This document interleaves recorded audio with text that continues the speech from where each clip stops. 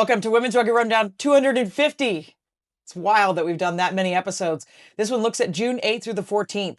Finland captured the Europe Sevens conference title in Andorra, dominating Latvia in the final as both squads secure promotion to the 2027 Trophy Series. Off the pitch, RFU council member Matthew Smith resigned following intense backlash over comments against Maggie Alfonsi. Down in New Zealand, attendance records were shattered during the opening round of the Super Rugby Opaki. Across the Atlantic, the Bay Breakers climbed to the top of the women's elite rugby standings. We have our PWR finalists, and Ireland's Aoife Wafer capped off the week by securing back-to-back player of the championship honors in the Guinness Women's Six Nations. I'm Wendy, here to bring you the latest in women's rugby news. This is your Women's Rugby Rundown, and we're about to kick off. Before we jump into the news, we are shouting out a huge thank you to our community. This is our 250th episode, and we're also celebrating 20 years of YSC Rugby. You send in your wonderful memories telling us how you found the show and why you keep listening.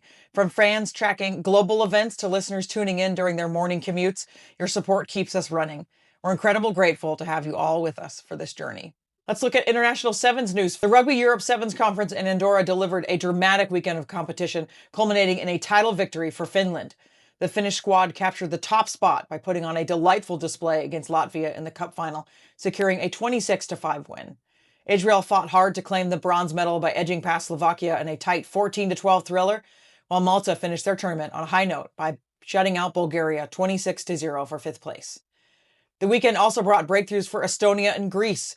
We'll start with Estonia, who secured their first ever match victory against Greece with a 21-12 scoreline in the pool phase to vault straight into the quarterfinals. Greece quickly bounced back to create their own history, dominating Lithuania 24-10 and flattening Bosnia and Herzegovina 44-0 to top the 9th place round robin.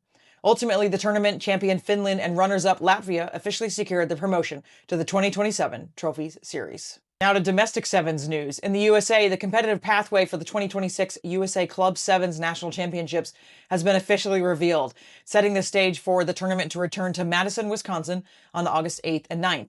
Defending national champions Chicago Lions and Nova will look to retain their titles as teams compete regionally in a qualification process that awards 8 automatic bids to regional winners and 8 at-large selections to wildcard squads looking to make a championship run. Now over to international 15s news. The Barbarians have announced more signings for their upcoming clash against Wales at the Allianz Stadium on June 27th.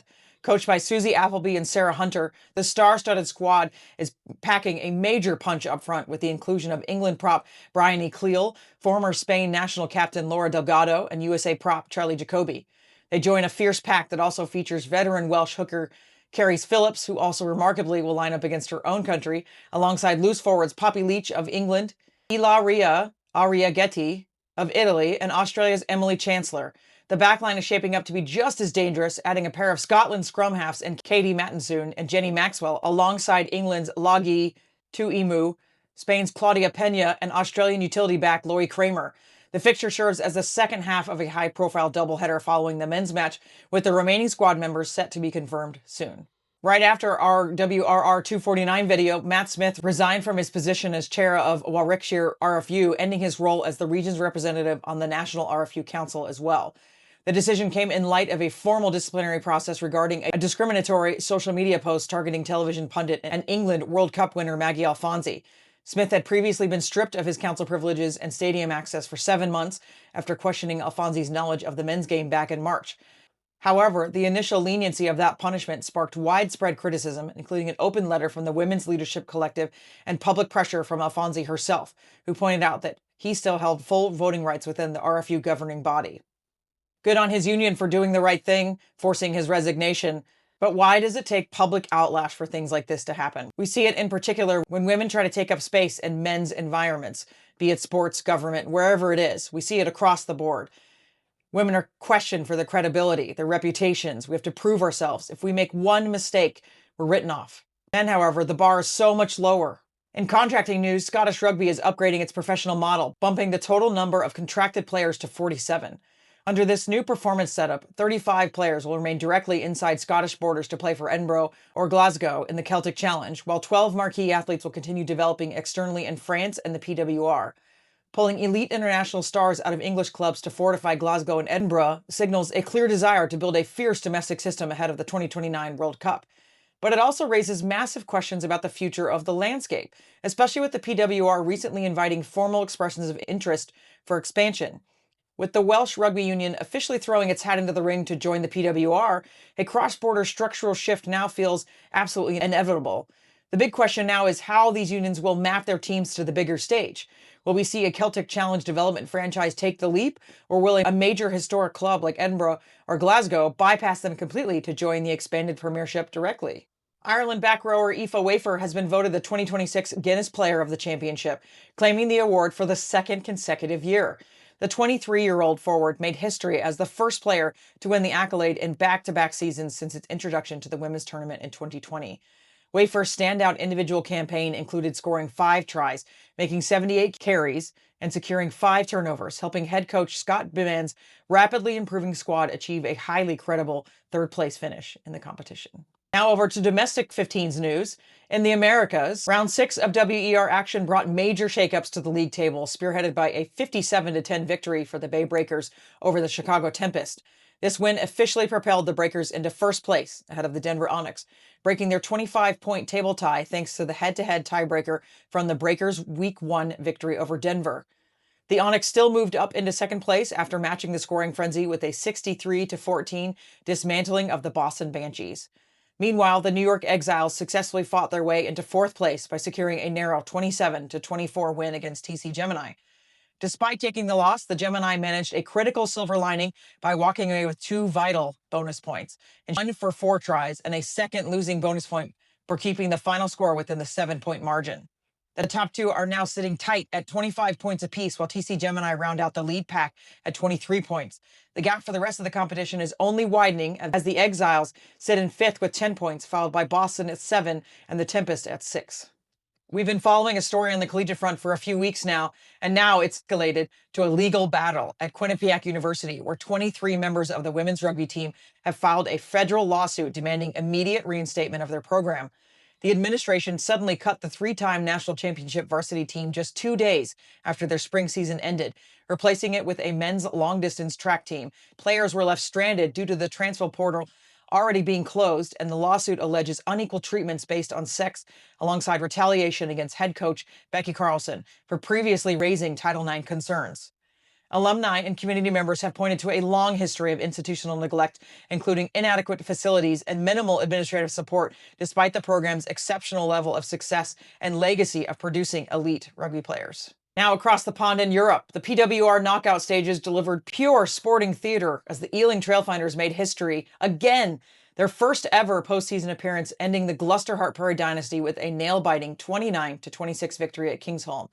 It came behind a masterful performance from Meg Jones and a brace from Isla Norma Bell. They will advance to face Saracens, who secured their own spot in the title match after a breathless 40-38 thriller against Exeter that was finally settled by a spectacular solo try from none other than Jess Breach. This sets up a massive all-London showdown for the PWR final, scheduled for June 28th at the Twickenham Stoop.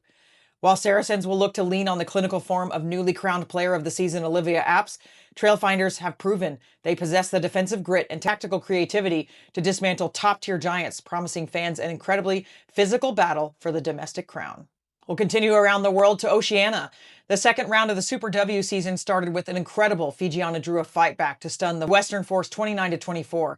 The Force appeared in complete control with a 24-10 lead following a 51st-minute try by Sammy Wood, but the Drua exploded with 3 tries in a devastating 12-minute window, anchored by a double from fly half Varani Sese Nguro to secure the victory. Meanwhile, the reigning champions, the Wartas, preserved their historic unbeaten record against domestic rivals by defeating the Brumbies 29-17. The Taz set up their win with a roaring first half display to lead 26-7 at the interval, spearheaded by 2 tries from Wallaroo lock Caitlin Leaney in her milestone 25th match before successfully weathering a highly physical second half resurgence from the Brumbies. In New Zealand, it was the opening round of the Super Rugby Aupiki season, and it kicked off with some big victories and a historic milestone. The Blues immediately surged to the top of the standings with a ruthless 6-try performance at Eden Park, dismantling Hurricanes Poa 42-7 and banking a crucial try bonus point. Not to be outdone, Matatu marched themselves into the bonus point column as well at One New Zealand Stadium, securing second place by unleashing a blistering offensive display to overwhelm Chiefs Manawa 52-26. Making the victory even sweeter, Matatu set a massive New Zealand domestic standalone women's rugby attendance record, drawing an incredible crowd of 11,793 fans to the stadium, more than doubling the previous league record of 4,800 and setting a new precedent for the visibility of the competition. Now to Africa. The Uganda Premiership has been off for a couple of weeks as they had the Africa Cup, but we believe it's back in session and it's in its final round. From what we can see, it is not going to have a championship, but rather the league winner will be declared at the end of league play. Nile Rapids currently lead the pack with 27 points, but their position is under intense pressure from the two teams sitting right below them. The Nile Rapids take on the U's, and the Thunderbirds in second place will take on the Avengers in third place, who will be left standing at the end of round 14. That does it for us. As always, there's more news on our site at yscrugby.com. Thanks for sticking around with us for 250 episodes. You can catch us anywhere that you listen to your podcasts to.